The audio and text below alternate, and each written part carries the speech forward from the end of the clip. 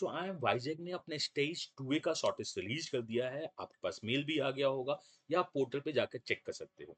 I should make a video on this as a shorts. मैं shorts 60 to 90 second का video बनाने का plan था, but I need to share some more information, तो मैंने छोटा कि चलो एक क्विक अपडेट दे देते हैं। बहुत लंबा वीडियो नहीं होगा, आप लास्ट तक देख लेना, ये आपको हेल्प करेगा बहुत ज़्यादा आगे समझने में। लाइक स्टेज 2A में दो टाइप का शॉर्टलिस्ट आया है। एक तो आपके पास कॉल्स है, congrats you have the calls. आप जाओ और जाके अपने आप को अपडेट करो, अपने इंटेंट को शो करो till the 10th of March 1 PM तक अपने इंटेंट को शो करो। दिस इज वन जो सबके पास नहीं आई है। लक्ष्मण सबको ये नहीं मिलता है। दूसरे टाइप के लोग हैं क्या, उनको वेटिंग लिस्ट में डाल दिया गया है। So you have some waiting list moment. आपका ये March 11 को अपडेट करेंगे। पहले इन लोगों से वो कंटेंट मांगेंगे कि तुम्हें वैट पीआई में पार्टिसिपेट करना है या पूरे स्टेज में पार्टिसिपेट करना है। इसका क्या मतलब है पूरे स्टेज में? क्योंकि अगर आपके पास कुछ ब्लैकी के कॉल्स होंगे, बिग आयाम्स के कॉल्स होंगे, तो आपको आयाम विशाखापट्टनम का इंटरव्यू नहीं देना है। आपके ब्लैकी के किसी एक इंटरव्यू में से जो एवरेज होगा या बेस्ट इंटरव्यू होगा या जो किसी भी एक इंटरव्यू से आपके वो मार्क्स लेंगे, उसे कैट में डालेंगे, अपने पूरे सीएस में डालेंगे और कैलकुलेट करेंगे। या कुछ लोग ऐसे होंगे जिनके पास ब्लैकी का कॉल नहीं होगा, विशाखापट्टनम का कॉल होगा, वो विशाखापट्टनम के लिए इंटरव्यू में जाएंगे। तो अगर यहाँ पे 10th of March तक efficient number of student intent भेज देते हैं कि मैं आपके प्रोसेस में इंटेंट रखता हूँ, तो आपकी वेट लिस्ट नंबर बहुत बहुत बहुत कम मूव करेगी। और sometimes no wait list number move करता है। विल स्टेज 2 मैं आगे बताता हूँ। तो ये सब कुछ डिपेंड करता है कि March 10 तक आपके बिग आयम्स वाले कितने इंटेंट भरते हैं। देखो सबके सब सेल्फिश होते हैं, बट आप उनसे रिक्वेस्ट कर सकते हो कहीं पे सोशल मीडिया में कहीं और कि अगर तुम्हारे पास बिग आयम्स के कॉल्स हैं तो विशाखापट्टनम में तुम तो ऐसे भी नहीं जाओगे, बिकॉज इनकी मूवमेंट बहुत ज़्यादा होती है। तो हमें करना क्या है, तुम मत जाओ, हमें मौका दो। तो ये वो कर पाते हैं, तो ऐसा होगा। स्टेज 2 क्राइटेरिया में अगर आप देखोगे तो जेंडर्स और वर्क एक्स के बहुत ज्यादा पॉइंट्स हैं, दैट इज 20 पॉइंट्स। तो अगर आपके पास वर्क एक्स नहीं है तो आई एम विशाखापट्टनम आपको शायद साइडलाइन दिखा सकता है। मैं इसमें भी बात करूंगा। तो अगर आपके पास वर्क एक्स है तो विशाखापट्टनम के चांसेस हो सकते हैं, नहीं हो तो साइडलाइन हो सकती है। आपको फाइट बहुत बहुत बहुत ज्यादा मारना होगा। स्टेज 2 में वेट लिस्ट मूव करेगा या नहीं करेगा, हम आगे देखते हैं। कुछ डेटा मैं आपको दिखाना चाहता हूं। जैसे इस पर्सन के पास ना ये जेंडर में एडवांटेज है, ना वर्क एक्स एडवांटेज है।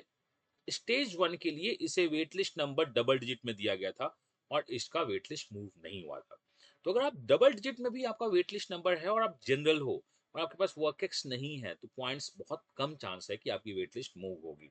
हाँ, कुछ डिजिट्स डेफिनेटली मूव हो सकती हैं as per the historical trend, but historical trend ये भी बताता है कि वेट लिस्ट मूवमेंट होने के चांसेस नील के बराबर है। क्योंकि ये जो 10th तक इंटेंट शो करना है, बहुत सारे लोग इंटेंट शो करते हैं। तो अगर आपका वर्क एक्स नहीं है तो चांसेस है आपको कॉल नहीं आया होगा। बाकी पीआई प्रेडिक्टर में आपको विशाखापट्टनम सेफ दिखा रहा होगा। मैंने तो विशाखापट्टनम का पीआई प्रेडिक्टर निकाला ही नहीं था क्योंकि फ्री है। एनीवे, हम आगे चलते हैं। ये देखो, अगर आप जनरल इंजीनियर मेल हो, फ्रेशर हो और ईडब्ल्यूएस भी नहीं चाहिए मुझे, क्या वेट लिस्ट में है? तो आठवीं रिप्लाई क्या आया है, there is no candidates in the even the merit list में भी जो हो, जो जेम फ्रेशर हो। जेम फ्रेशर मेरिट लिस्ट में आए ही नहीं थे। हाँ, 5 कैंडिडेट ऐसे थे जो वेट लिस्ट थे, जनरल थे, who are from the general with no prior experience, और उनका एवरेज कैट 99.76 था।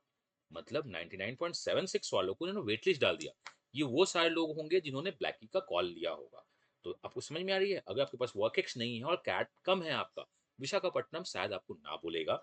या अगर आपके पास 99 पॉइंट समथिंग है और आप क्या है, आपके पास बड़े बड़े आईएम्स के कॉल्स हैं और वहां के इंटरव्यूज आपके अच्छे नहीं जा रहे हैं, तो आई एम विशाखापट्टनम आपको ना बोलेगा। तो आई एम विशाखापट्टनम में शॉर्टलिस्ट का सबसे बेटर क्राइटेरिया क्या है, तो ये मान लो अगर आपको आई एम विशाखापट्टनम में शॉर्टलिस्ट होना है तो कुछ बातें बहुत अच्छी मैं बताता हूँ आपको। पहला, आपका आई एम विशाखापट्टनम का पीआई अच्छा जाना चाहिए। ये देखो, आई एम विशाखापट्टनम का पीआई बहुत अच्छा जाएगा तो शॉर्टलिस्ट होने के चांसेस हैं। या आप बोलेगे सर ब्लैकी में किसी का एक पीआई बहुत अच्छा चला जाए तो भी तो होगा ना, क्योंकि ये वहीं से ले रहा है। बॉस, अगर किसी का ब्लैकी में वैट पीआई अच्छा हो तो ब्लैकी ज्वाइन करेगा ना, विशाखापट्टनम क्यों नहीं ज्वाइन करेगा? तो अगर आपके पास विशाखापट्टनम ओनली के कॉल्स हैं और आप वैट पीआई अच्छा देते हो तो चांसेस बहुत अच्छा है। कैट का वेटेज 25 है, बहुत ज्यादा वेटेज नहीं रखता है। 10th 12th ये सारे कुछ वेटेज इंपॉर्टेंट है, डाइवर्सिटी बहुत इंपॉर्टेंट है, वर्क एक्स बहुत इंपॉर्टेंट है। तो अगर आपके पास वर्क एक्स पॉइंट्स है, बहुत इंपॉर्टेंट है, आपके पास डाइवर्सिटी है, बहुत इंपॉर्टेंट है, और आपके पास इंटरव्यू विशाखापट्टनम का है, तो इंपॉर्टेंट है। तो ये 3 फैक्टर्स आपके इंटरव्यू कन्वर्ट करने के लिए बहुत इंपॉर्टेंट है। मैं रिपीट कर दूँ, सर मेरा ब्लैकी का इंटरव्यू बहुत अच्छा गया है, तो वो तो यहाँ यूज़ होगा ना, आप ब्लैकी जॉइन करोगे ना, ये तो जॉइन नहीं करोगे, तभी तो वेट लिस्ट मूव होती है। कि जिनका ब्लैकी बहुत अच्छा गया है, उनका भी विशाखापट्टनम कन्वर्ट होता है। और यहाँ वो इंटेंट शो कर रहे होते हैं टू शो कॉल्ड कि मुझे लिंक्डइन पे अपडेट करना है कि मैंने सारे कन्वर्ट्स किए थे। बट वो वेट लिस्ट जाता है। तो यहाँ तक है। अब यहाँ पे भी देखो, वर्क एक्स नहीं है बेचारे का, थोड़ा सा 53 पॉइंट्स आया।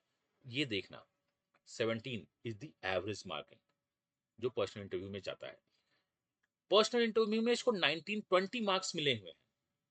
और ये फ्रैक्शन में क्यों आया है? बिकॉज इसके पास ब्लैकी का कॉल्स था, लेकिन फाइनली कन्वर्ट नहीं हुआ है, बेचारा एससी में था। वर्क एक्स और जेंडर डाइवर्सिटी पॉइंट्स नहीं आ रही है। कैट में उसके काफी अच्छे मार्क्स है, ब्लैकी का कॉल था, बट विशाखापट्टनम कन्वर्ट नहीं हुआ। आपने इस की स्टोरी सुनी होगी कि हमने ब्लैकी के कुछ कन्वर्ट कर दिए, न्यू बेबी आर्म्स कन्वर्ट नहीं हो रही है।